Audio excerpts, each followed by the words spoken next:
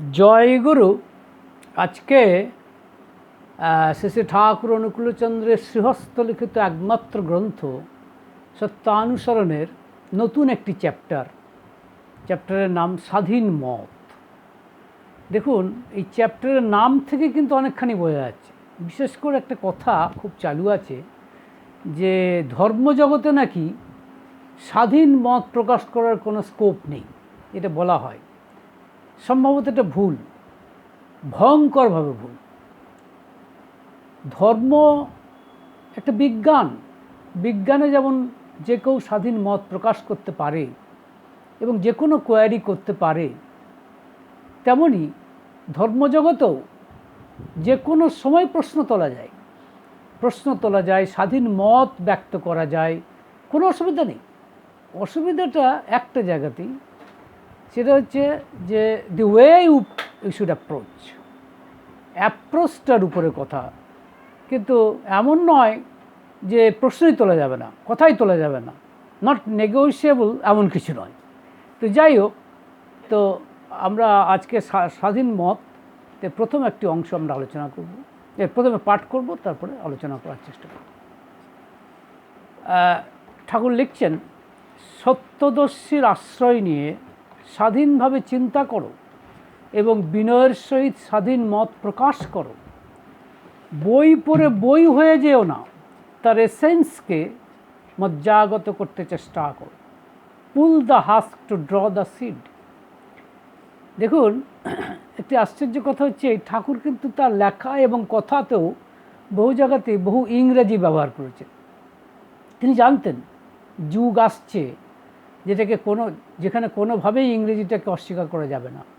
আপনার আলোচনা প্রসঙ্গে পড়ে দেখবেন বা ঠাকুরের বহু লেখা পড়ে দেখবেন যে তিনি কিন্তু ইংরেজি ব্যবহার করেছেন। শুধু তাই নয়, তারা ইংরেজিতে বাণী আছে কত। দি মেসেজ বলে যে বই, তারই কতগুলো ভলিউম, এবং সবগুলোই কিন্তু ইংরেজিতে বলা। তিনি জানতেন যে একটা সময় আসছে যখন ইংরেজিকে ছাড়া সম্ভবত চলা যাবে না। সেটা ভালো হোক খারাপ হোক সেটা প্রশ্ন নয়, কিন্তু this will be the situation, this will be the reality, he understood. তো যাই হোক, তিনি বলতে চাইছেন যে, আবার পড়ছি, সত্যদর্শীর আশ্রয় নিয়ে স্বাধীনভাবে চিন্তা করো এবং বিনয়ের সহিত স্বাধীন মত প্রকাশ করো। বই পড়ে বই হয়ে যেও না, তার এসেন্সকে অর্থাৎ সারকে মজ্জাগত করতে চেষ্টা করো। Pull the husk two draw the seed, অর্থাৎ তুষটা ফেলে শস্যটা নিতে হবে, এটা নিতে হয়। তখন এর ইংরেজিটা এরকম, after taking the shelter of a true master, think independently and express your own opinions respectfully. Reading books don't become like a book, but try to breed its essence in your bones. Pull the husk to draw the seed. আবার বলছি, after taking the shelter of a true master, think independently and express your own opinions respectfully. Reading books don't become like a book, but try to breed its essence in your bones. Pull the husk to draw the seed. দেখুন ঠাকুরের ক্ষেত্রেই দেখুন আমরা, আচ্ছা এখানে কতগুলো কি word আমরা দেখছি। এক নাম হচ্ছে সত্যদর্শী। প্রশ্ন হচ্ছে সত্যদর্শী কে? এই যদি আপনি বলেন যিনি সত্যকে জেনেছেন, who has realise the truth. তো এখন সত্যদর্শী কে? এমনিতে আমরা বলি স্কুলের মাস্টারমশাই বা কলেজের মাস্টারমশাই বা ইউনিভার্সিটির মাস্টারমশাই, কিন্তু আদতে কিন্তু যিনি গুরুর গুরু, তিনিই সত্যদর্শী। মানে সত্যিকার অর্থে একমাত্র পুরুষোত্তম ছাড়া আর কেউ সত্যদর্শী নয়। True master is only the supreme person, যেটা ভগবান শ্রীকৃষ্ণ বলছেন গীতাতে 15 অধ্যায়ের 18 নম্বর শ্লোকে, যস্মাৎ খরম অতীতো অহম, যস্মাৎ খরম অতীতো অহম অক্ষরাদপি চ উত্তমঃ অতোস্মি লোকে বেদে চ প্রথিত পুরুষোত্তমঃ। এর মানে হচ্ছে যে আমি অনিত্য বস্তুর অতীত মানে ক্ষরবস্তুর অতীত, এবং অক্ষর বস্তু অর্থাৎ হুইচ ইজ ইমিউটেবল, অর্থাৎ নিত্য বস্তুর চেয়ে উত্তম। তাই আমি শাস্ত্রে এবং বেদে পুরুষোত্তম নামে প্রসিদ্ধ হয়ে আছি, এটাই বলছেন যে I am above the mutable and I am even মানে অ্যাবাভ দ্য ইমিউটেবল।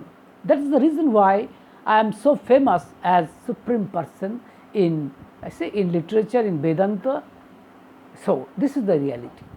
তো সত্যদর্শী একমাত্র তিনি। তাই সত্যদর্শীর আশ্রয় ছাড়া যদি কেউ কিছু জানতে চায়, জ্ঞান অর্জন করতে চায়, বারংবার হবে তা নিষ্ফল।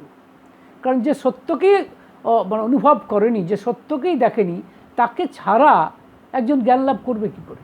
সো এইখানেই গুরুগ্রহণের প্রশ্ন আসছে। যে you will have to take a shelter of a true master, otherwise not. হ্যাঁ, আদারওয়াইজ থিওরিটিক্যালি অনেক কথা আছে, যেমন জ্ঞানযোগের কথা, but that is simply impossible for you.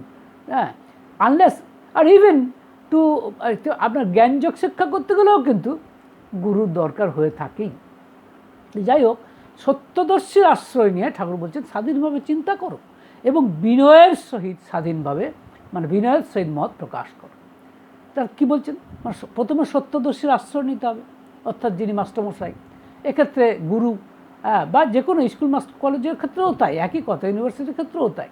এবং তার কাছে প্রথমে শ্রদ্ধা জানাতে হবে, রেসপেক্ট, বিনয়ের সহিত। আপনি স্বাধীন মত অবশ্যই প্রকাশ করবেন, কিন্তু বিনয়ের সহিত প্রকাশ করতে হবে।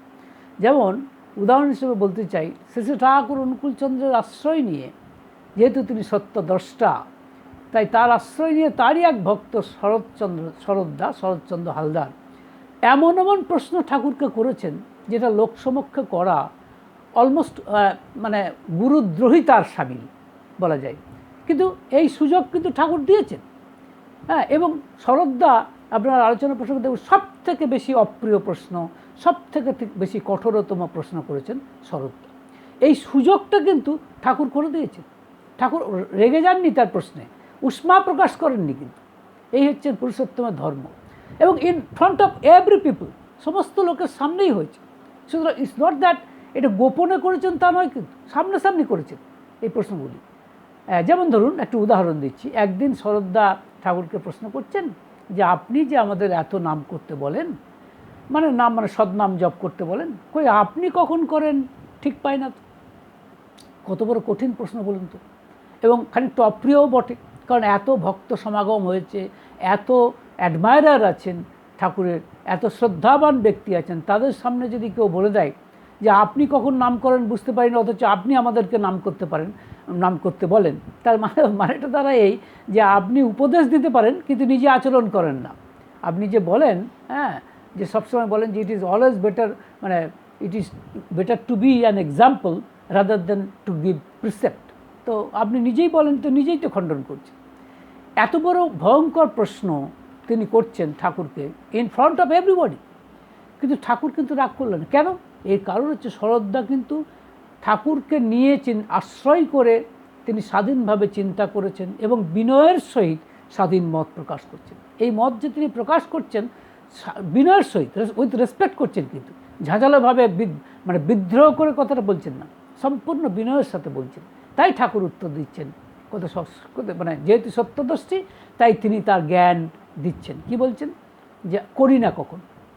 তার মানে কি ঠাকুরের ক্ষেত্রে নামটা automatic, it is auto, you can say it is auto মানে এমিটিং, ভিতর থেকে আপনার, যেমন বক্রেশ্বরে আপনারা উষ্ণ প্রস্রবণ দেখেন, যেখান থেকে হিলিয়াম গ্যাস বেরোচ্ছে, আপনি চান বা না চান হিলিয়াম গ্যাস উইল মানে ইভাপোরেট, হ্যাঁ, whether you like it or not. Same is the case with Sri Thakur Anukulchandra. The holy name is always emitting from him. Whether even ঠাকুর বলেছেন আমি নাম ছাড়তে চাইলেও নাম আমাকে ছাড়া না। Just see that he is answer, মানে নাম তাকে ছাড়ছেন, কারণ তিনি নামই পুরুষ। তার মানে কি তিনি কথা বলছেন, লোকের সাথে কথা বলছেন, বেশিরভাগ ক্ষেত্রেই কথা বলছেন, টাইম দেখছেন, কিন্তু in spite of that this is going on, মানে the chanting of holy name is going on within him without slightest effort, কোনো চিন্তা চেষ্টা ছাড়া। আমাদের সঙ্গে তার তফাৎ দেখুন। আমি যে আপনাদের সামনে এই আলোচনা করছি, এই সময় কি আমি নাম করতে পারছি ভিতরে ভিতরে? অসম্ভব নয়, কিন্তু not that it is impossible entirely, but আমি পারছি না, কারণ আমি দুটো দিক একদিকে সামলাতে পারছি না। এরকম একটা কথা বলা হয় না, যে মধুসূদন দত্ত একই সাথে 7-8 জন লোককে রেখেছেন, মানে তারা লিখছে, কেউ হয়তো কেউ কী বলে, কেউ মেঘনাদ বধ কাব্য লিখছেন, কেউ অন্য কাব্য লিখছেন, চিত্রাঙ্গদা বা ইত্যাদি। তিনি বলছেন কতটা হয়েছে, আচ্ছা বলে দিচ্ছেন, তুমি এবার লেখো। ওটা পরে গিয়ে বলছে তোমার কতটা হয়েছে। This is very important. এটা প্রতিভা ছাড়া হয় না। ঠাকুরের ক্ষেত্রে অবশ্য সম্পূর্ণ আলাদা, তিনি স্বয়ং নামী পুরুষ। বাট এখানে আমার এত প্রশ্ন কথা নেই, প্রশ্নটা হচ্ছে এইখানেই যে লক্ষ্য করুন এইটাই যে ঠাকুর মানে সত্যদর্শীর আশ্রমে বিনয়ের সঙ্গে মত প্রকাশ করা যায়, কিন্তু বিনয়ের সাথে করতে হবে, তাই না? তাই ভগবান শ্রীকৃষ্ণ কিন্তু তাই বলছেন। আমরা লক্ষ্য করে দেখছি 4th অধ্যায় গীতাতে 4th অধ্যায় 34 নম্বর শ্লোকে ভগবান শ্রীকৃষ্ণ বলছেন, তদ্বিদ্ধি প্রণিপাতেন পরিপ্রশ্নেন সেবয়া উপদেক্ষন্তি তে জ্ঞানম জ্ঞানিনঃ তত্ত্বদর্শিভিঃ। কি বলছেন? তদ্বিদ্ধি প্রণিপাতেন পরিপ্রশ্নেন সেবয়া উপদেক্ষন্তি তে জ্ঞানম জ্ঞানিনঃ তত্ত্বদর্শিভিঃ। মানে তুমি জানো, তদ্বিদ্ধি মানে তাকে জানো। কি বলছেন? তাকে জানো, প্রণিপাতেন মানে সাষ্টাঙ্গে প্রণাম করো, পরিপ্রশ্নেন মানে প্রশ্ন করো, প্রতিপ্রশ্ন করো। গুরু বলবেন তুমি প্রতিপ্রশ্ন করো, জানতে তোমার যদি কিছু জানার থাকে তুমি প্রতিপ্রশ্ন করো, এবং সেবা দাও, সেবয়া। তাহলে যিনি জ্ঞানী তো তিনি তোমাকে তত্ত্ব দান করবেন, অর্থাৎ তার জ্ঞান দান করবেন। So know that through prostration, enquiry and service, the realized one who has realized, or you can say the wise ones who has realized the truth, the wise ones who have realized the truth will impart the knowledge to you. এটা ভগবান ঠাকুর কি বলছেন? বলছেন আচার্য নাই অনুরতি, শিখতে যাচ্ছ কি? শ্রদ্ধা, সঙ্গ, সেবা, প্রশ্ন। কি বলছেন? আবার বলছি, আচার্য নাই অনুরতি, শিখতে যাচ্ছ কি? শ্রদ্ধা, প্রশ্ন, সঙ্গ, সেবাই শিক্ষা। এছাড়া সবই মেকি। বলছেন শিক্ষা ছাড়া সবই মেকি।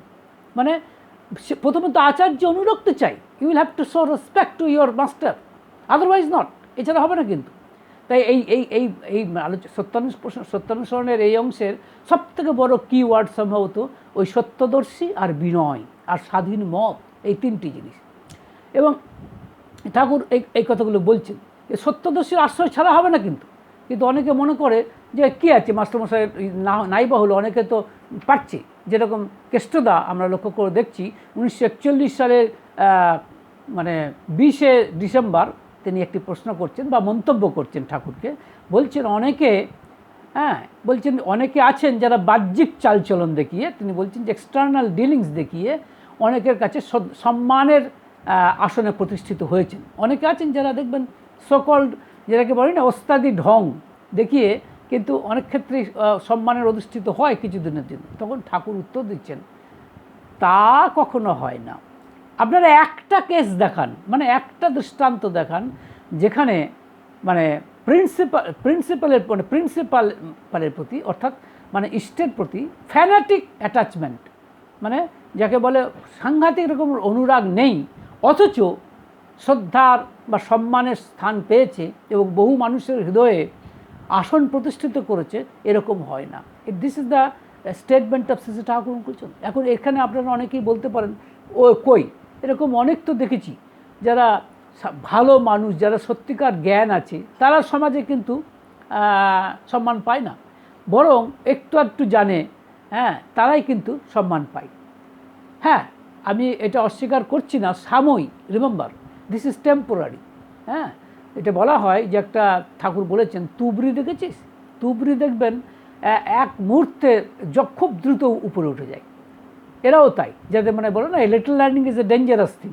একটু যারা জানে তারা অনেক কথা বলে, এটা ঠিক, কিন্তু যতই বলুক এবং শ্রদ্ধা সম্মানের আসনে পৌঁছাতেও পারে তথাকথিত ভ্যানিটি দিয়ে, তথাকথিত এক ধরনের সকল পার্সোনালিটি দেখিয়ে হতে পারে, কিন্তু এটা মানে খুব বেশি লং লিভ হবে না। এবং যদি হয়ও বা তার জীবনকাল হয়তো কেটে যেতে পারে, কিন্তু ইতিহাস ক্ষমা করবে না। হিস্ট্রি উইল নট পার্ডন হিম। সুতরাং এটা বুঝতে হবে যে তাই ঠাকুর বলছেন এমন একটা দৃষ্টান্ত, মানে এরকমটা কখনো হয় না। This is simply illusion. এটা কেষ্টদাকে বলতে চাইছেন যে আপনি মনে করছেন যে ইষ্টের প্রতি বা গুরুর প্রতি অচ্যুত নিষ্ঠা নেই, অথচ সম্মানের আসনে বসেছে সমাজে, বহু মানুষের মানে হৃদয়ে স্থান করে নিয়েছে, এটা হয় না। This is simply impossible. This is the statement of Shri Thakur Anukul. তিনি বলছেন না, এটা হয় না। প্রিন্সিপালে ফ্যানেটিক অ্যাটাচমেন্ট থাকতে হবে, আদারওয়াইজ নট। যে এই জায়গাটা বুঝতে হবে, সত্যদর্শীর আশ্রয় নিয়ে স্বাধীনভাবে মত প্রকাশ করার এই স্বাধীনতাটুকু কিন্তু ঠাকুর দিয়েছেন, এটাও কিন্তু আপনাকে বুঝতে হবে। এবং তারপরের কথাটা যদি তিনি, এবং আরেকটা কথা যে ধরুন, আর কাজে সত্যদর্শীটা মস্ত বড় কথা। আপনার গুরু হচ্ছেন আপনার আসল, যে জন্য ঠাকুর বলছেন ও আচার্যে নেই অনুরতি শিখতে যাচ্ছ কি, বারবার বলছেন শ্রদ্ধা, সঙ্গ, প্রশ্ন, সেবাই শিক্ষা ছাড়া সব নেই। এছাড়া কিন্তু সব নেই। তাহলে আচার্য বা গুরু এত ইম্পর্ট্যান্ট একটা ব্যাপার। যেমন বিনয়দা বলে, সম্ভবত বিনয় চক্রবর্তী, তিনিও 1941 সালের 20 ডিসেম্বর এই প্রশ্নটা করছেন ঠাকুরকে, বা জানতে চাইছেন যে ধরুন একজন কেউ বলল যে ঠাকুর মানে বিমলদার এখানে আচার্য বা ইষ্ট যাই বলুন, তিনি হচ্ছেন শ্রী ঠাকুর অনুকূলচন্দ্র। তিনি বলছেন একজন এসে কেউ বলল যে ঠাকুর এটা করতে বলেছেন, কিন্তু আমি বুঝতে পারছি যে এটা করলে ঠাকুরের ইন্টারেস্টের এগেনস্টে যাবে, ইন্টারেস্টের বিরুদ্ধে যাবে, এক্ষেত্রে কী করণীয় জানতে চাইছে। তো ঠাকুর উত্তর দিচ্ছেন যে আগে ঠাকুর তারপরে তার কথা। দেখুন, আগে ঠাকুর তারপরে তার কথা, ঠাকুর এটা বহু ক্ষেত্রে বলেছেন।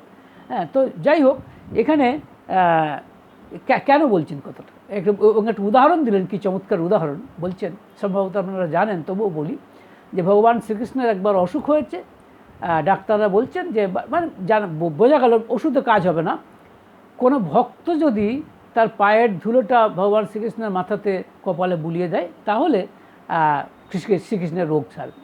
তো ভক্ত খুঁজে বেড়াচ্ছেন সবাই, বলছেন যে আপনি আপনার পায়ের ধুলোটা ভগবান শ্রীকৃষ্ণের কপালে মাথায় দিন। কেউ দিতে চাইছে না, বাবা আমার ভগবান তার মাথায় পা দিলে তো আমার পাপের শেষ থাকবে না, আমি আমার ভগবানের মাথায় পা দেবো। দিল না। কিন্তু যখন আপনারা জানেন গোপীদের কাছে গেল, গোপীর বলে হ্যাঁ, কোনো ব্যাপার না, আমাদের প্রভুর অসুখ সারবে, তাতে যদি তার মাথায় পায়ের ধুলো দিতে হয়, পা দিতে হয়, পা বুলিয়ে দিতে হয়, তাতে যত পাপ হয় হোক আমার, কিন্তু প্রভু তো সুস্থ হবেন। এই হচ্ছে, তারপর এই উদাহরণটা দিয়ে বোঝাতে চাইলেন ঠাকুর আগে আচার্য, তারপর তার কথা। যেটা ঠাকুর অন্যত্রও বলেছেন, আগে বুঝি রবীন্দ্রনাথ, তারপরে বুঝি তার কবিত্ব। মানে চমৎকার করে এই কথাগুলো বুঝতে হবে। কাজেই এই সত্যদর্শের কথাটা কিন্তু ভীষণভাবে বুঝতে। এরপরে আসছে কথা যে বই হয়ে যেও না, তার এসেন্সটাকে নিতে চেষ্টা করো। এখন আমাদের ক্ষেত্রে অনেকেই দেখবেন তথাকথিত শিক্ষা আমরা নিয়েছি, যদি সেই শিক্ষাটাকে জ্ঞান বলেন তাহলে আমার আপত্তি আছে। সব শিক্ষা কিন্তু জ্ঞান নয়। জ্ঞান যদি সেটা মজ্জায় এসে যায় তবেই সেটা জ্ঞান। শিক্ষা যখন আপনার মজ্জাগত হবে তখন সেটা হচ্ছে জ্ঞান, otherwise it will be simply literation, not the knowledge. Thakur কিন্তু এই শিক্ষা আর জ্ঞানের মধ্যে একটি স্পষ্ট ডিমার্কেশন রেখেছে। তিনি বলছেন যে মানে তুমি লিটারেট হতে পারো, কিন্তু এডুকেটেড বলা কিনা বলা সন্দেহ আছে। ভারী আশ্চর্য কথা, কিন্তু সত্যি কথাই। আমরা অনেকেই কিন্তু সকল লিটারেট বাট নট এডুকেটেড। হ্যাঁ, আমরা অনেকেই কিন্তু শিক্ষা পেয়েছি, কিন্তু জ্ঞানী কিনা সন্দেহ আছে, কারণ শিক্ষাটাকে আমরা মজ্জাগত করিনি, আমরা বনের মধ্যে নিয়ে যাইনি। অর্থাৎ শিক্ষাটার বার্তাটা কী, ধরুন আমি একটা জিনিস পড়ছি, এই যে আমি আলোচনা করছি, এই মেন বার্তাটা কী, মেসেজটা কী, সেটাই জানলাম না, শুধু কথা শুনলাম বা মাথাতে এটা স্মৃতিশক্তিতে রেখেও দিলাম, সো হোয়াট, তাতে কী এসে যায়? সে তো ভাষাবাহী বলদের মতো, তাই না? কিংবা কলের গানের রেকর্ডের মতো, গ্রামোফোনের রেকর্ড যেমন সেখানে কত স্টোর রয়েছে, কিন্তু তার কোনো জ্ঞান হয় না। তার কারণ তার কোনো মজ্জাও নেই, সে তার মজ্জার মধ্যে মজ্জাগত করতেও পারে না। Same is the case. তাই ঠাকুর বলছেন মজ্জাগত করতে চেষ্টা করি। যেমন আমার বারবার মনে হয় যে অনেক গান আমরা শুনে থাকি, বাংলা আমাদের গান গাইছেন কে, যে বলছেন যে আশাজি গান গাইছেন, লতাজি গান গাইছেন, তারা কিন্তু এটার মানে বুঝেছেন কেউ সন্দেহ, তাদেরকে সিম্পলি এই স্বরলিপিটা দেওয়া হয়েছে, দেখিয়ে দেওয়া হয়েছে, তাদেরকে গাইতে বলা হয়েছে because of their beautiful tones. হ্যাঁ, তাদের এই সুন্দর গলার জন্য এবং তান মাল কী বলে তাল, মাত্রা, জ্ঞান এসব জানার জন্য হয়তো গানটা খুব সুপার হয়েছে, কিন্তু তারা অনুভব করলো কি, এটা প্রশ্ন। কিন্তু মানে এই কাজে যেমন বেহালা বাদকানুগ্রহে বাজে ভালো, কিন্তু সে নিজে কিছু অনুভব করতে পারে না। তাই ঠাকুর বলছেন বই পড়ে বই হয়ে যেও না। ঠাকুর কিন্তু এই যে অনেক কথা তিনি বলছেন, যে অনেকের কাছ থেকে শুনেছেন, হ্যাঁ শুনেছেন, কিন্তু শুনে সেটাকে মজ্জাগত করেছেন, যে তাই না। যখন রামকৃষ্ণদেবকে জিজ্ঞেস করা হয়েছেন যে আপনি এত শত কথা বলেন কী করে, রামকৃষ্ণ বলছেন শুনেছি কত।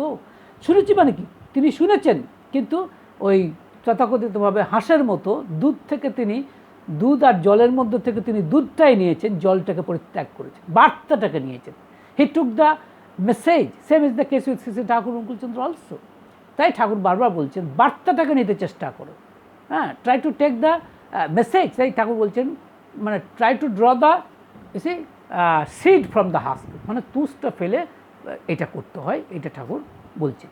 এবং বারবার এই শ্রদ্ধার কথাটা কিন্তু বারবার আসছে। শ্রদ্ধা ছাড়া মনে রাখবেন কোনো দিনই জ্ঞান লাভ হবে না। যে ভগবান শ্রীকৃষ্ণ আমরা দেখছি 4th অধ্যায়ের 39 নম্বর শ্লোকে বলছেন, শ্রদ্ধাবান লভতে জ্ঞানম তৎপরশং যতেন্দ্রিয় জ্ঞানম লব্ধা পরম শান্তিম অচিরেণ অধিগচ্ছতি। আবার বলছি, শ্রদ্ধাবান লভতে জ্ঞানম তৎপরশং যতেন্দ্রিয় জ্ঞানম লব্ধা শান্তিম জ্ঞানম লব্ধা পরম শান্তিম অচিরেণ অধিগচ্ছতি।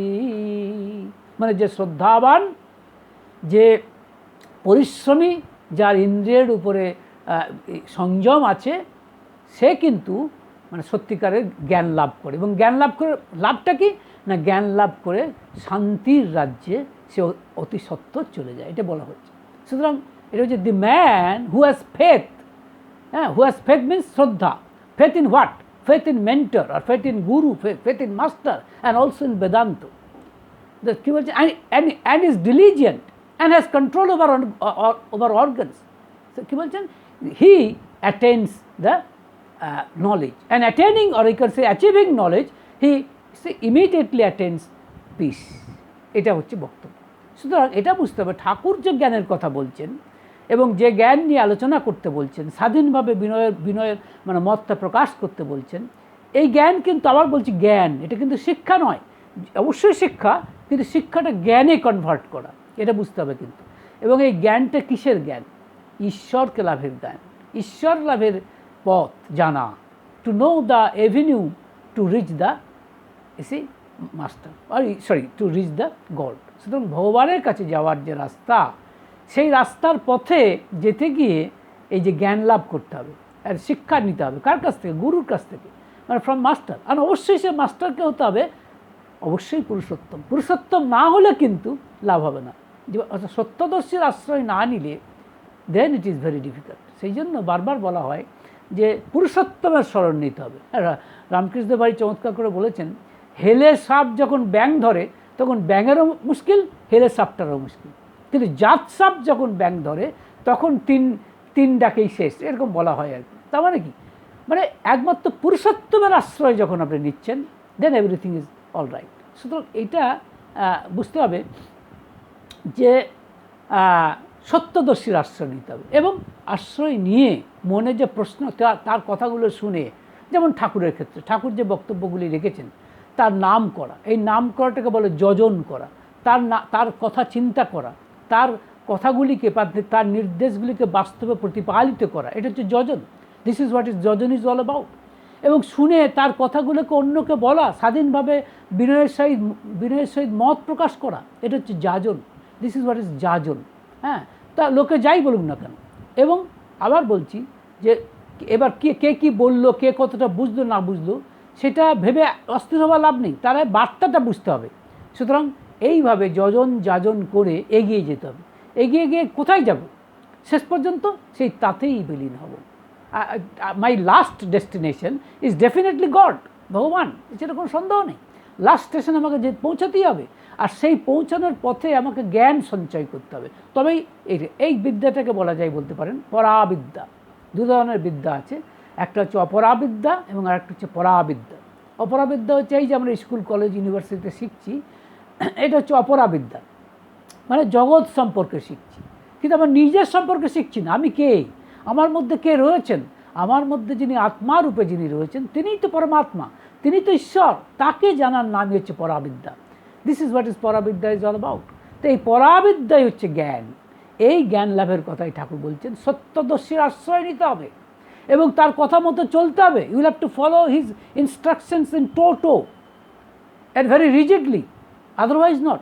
হ্যাঁ, তো এবং সেখানে যখন আমার মনে প্রশ্ন আসবে তখন তাকে জিজ্ঞাসা করতে হবে, জিজ্ঞাসা করে প্রশ্ন উত্তর জানতে হবে। উত্তরও যদি সন্তুষ্ট না হয় আবার প্রতি প্রশ্ন করতে হবে। এইভাবে জেনে জেনে, তবে বিনয়ের সহিত, উইথ রেসপেক্ট যদি না করেন, আই এম সরি, তাহলে কিন্তু হবে না। যে জন্য বারবার বলছেন প্রণিপাতেন পরিপ্রশ্নেন সেবয়া। ঘটনাক্রমে আমি যে কলেজে অধ্যাপনা করতাম সেই কলেজে আমি দেখেছি যে প্রথমে যে দোতলায়, সম্ভবত দোতলায় এটা লেখা আছে, প্রণিপাতেন পরিপ্রশ্নেন সেবয়া। ভেরি ইন্টারেস্টিং, মানে নো দ্যাট, তদ্বৃদ্ধি মানে নো দ্যাট, মানে সেই জ্ঞানটাকে লাভ করো থ্রু প্রস্ট্রেশন, মানে সাষ্টাঙ্গে প্রণিপাত করো। হ্যাঁ, তারপরে বলছেন এনকোয়ারি মানে অনুসন্ধিৎসা সহিত অ্যান্ড সার্ভিস, এবং সেবার মাধ্যমে। তাই বলছেন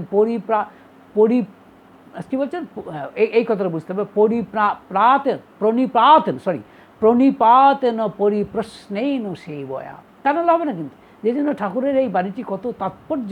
আমি উপসংহার পর্বে ঠাকুরের কথাটি, এই যে গীতা টিটার কথা এত আপনাদের বললাম, দেখুন ঠাকুর মাত্র একটি ছোট্ট বাণীতে কি চমৎকার করে তার কথাগুলি বলে দিয়েছেন। তিনি বলছেন, কি বলছেন, আচার্যে নাই অনুরতি, অনুরতি মানে শ্রদ্ধা, মানে অ্যাটাচমেন্ট। আচার্যে নাই অনুরতি, শিখতে যাচ্ছ কি? শ্রদ্ধা, প্রশ্ন, সঙ্গ, সেবাই শিক্ষা ছাড়া সব মেকি। তাহলে তুমি জ্ঞান কোনোদিনই লাভ করতে পারবে না unless you have strong attachment towards your master. Not only that, you will have to show respect, and you will have to, you will have to pose questions and also counter questions, and you will have to serve him as much as you can. Only then the realized person, you can say the realized person, he will impart knowledge to you. So knowledge তখনই তিনি দেবেন যখন শ্রদ্ধা, সম্মান, প্রশ্ন পরিপ্রশ্নের মাধ্যমেই শিক্ষা কিন্তু অন্যভাবে হয় না। এবং এই শিক্ষাতেই মানুষ সত্যিকারের স্বাধীন মত প্রকাশ করতে পারে। আরেকটি কথা না বললেই নয়, ধর্মরাজ্যে মনে রাখবেন, বিশেষ করে বেদান্ত ফিলোসফিতে মানে স্বাধীন মত প্রকাশ করার এত সুযোগ ভাবা যায় না। সো মাচ ক্যাথলিসিটি যে চিন্তা করা যায় না। ঠাকুর কোনোদিন কোনো ভক্তকে কোনো প্রশ্ন করতে নিষেধ করেননি। তা যতই হাস্যক তা হতে পারে ঠাকুরের বিরুদ্ধে যাচ্ছে হোক, কিন্তু ঠাকুর কখনো নিষেধ করেন, হতে পারে না, কারণ so much is the catholicity of this particular avenue. তার পথে এই একটা আশ্চর্য দিক, কোনোদিনই কিন্তু মনে রাখবেন তার পথে স্বাধীন মত প্রকাশের কোনো অন্তরায় নেই। যে যা খুশি প্রশ্ন করতে পারে। সেই জন্যই তো যে যেভাবেই হোক, এই জন্যই মনে রাখবেন যে ঠাকুরের যে পথ, এই পথ এত পোক্ত। দিস রিজন ওয়াই ঠাকুর অবশ্যই বেদান্ত ফিলোসফির কথাই বলেছেন, কোনো সন্দেহ নেই। বেদান্ত ফিলোসফি এত পোক্ত একটাই কারণে, তো আপনি যেদিক দিয়েই দেখুন, নো ম্যাটার, কিন্তু আপনি সব দিক দিয়েই ক্যান বি টেস্টেড। ভালো থাকবেন। জয়।